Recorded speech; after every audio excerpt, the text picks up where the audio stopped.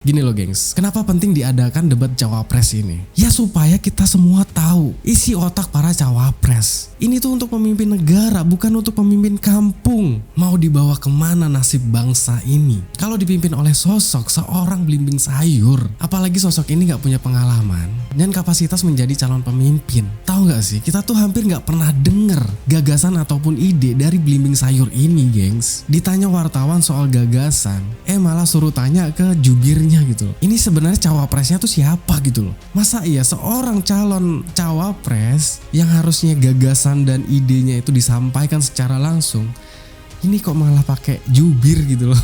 Kan aneh. Dan kalian juga harus tahu, setiap kali yang disampaikan itu cuman candaan doang gengs. Omongannya itu yang gak tahu arahnya kemana gitu. Coba bayangin kalau si belimbing sayur ini terpilih menjadi wakil presiden, gimana wibawa Indonesia? Kita sebagai masyarakat juga harus takut gitu loh. Takutnya nanti Indonesia itu dipandang sebelah mata oleh negara-negara lain gitu. Kalau isinya beginian.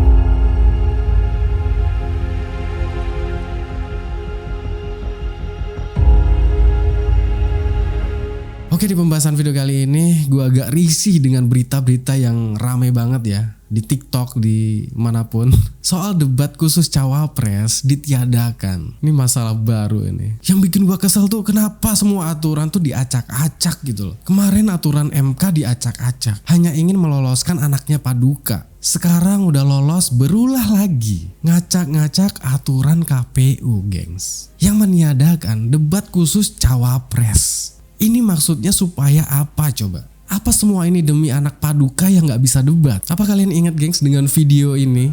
Tenang saja Pak Prabowo. Tenang saja Pak. Saya sudah ada di sini.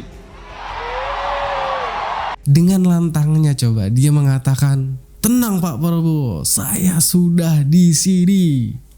Atau apalah gitu. Sekarang buktikan dong, anak milenial itu cerdas, kritis, berani. Masa ya cuman debat cawapres aja gak berani? Itu namanya menyerah sebelum perang. Masalahnya ini yang kita pertaruhkan negara gengs. Ini tuh untuk pemimpin negara, bukan untuk pemimpin kampung. Kalau cuman kerja-kerja, semua orang tuh bisa kerja.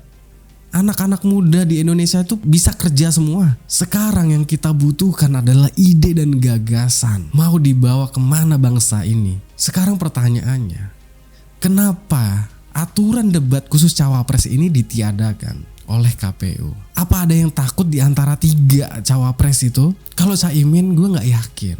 Pengalaman dia di politik itu udah panjang banget ya. Mahfud MD apalagi. Nah kalau anaknya Pak Dedungu ini, itu bisa jadi. Kalian udah tahu lah ya siapa. Jadi kira-kira siapa yang menyuruh menghilangkan debat khusus cawapres itu? Itu pertanyaannya. Kalau emang takut debat cawapres, harusnya dari awal gak usah nyalon jadi wakil presiden gitu loh. Malu-maluin bangsa ini. Tahu gak sih? Gini loh gengs, kenapa penting diadakan debat cawapres ini? Ya supaya kita semua tahu isi otak para cawapres, bukan hanya orangnya saja. Kita juga pengen tahu kapasitas mereka sampai mana gitu loh. Itu baru fair. Kalau emang KPU sengaja menghilangkan aturan itu demi anak sang Paduka, ngapain diadain pemilu lagi gitu loh.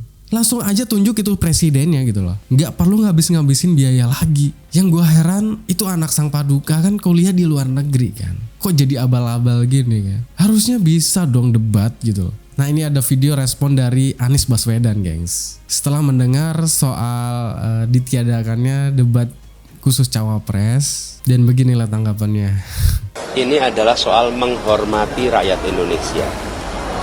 Rakyat Indonesia itu harus dihormati. Cara menghormatinya bagaimana?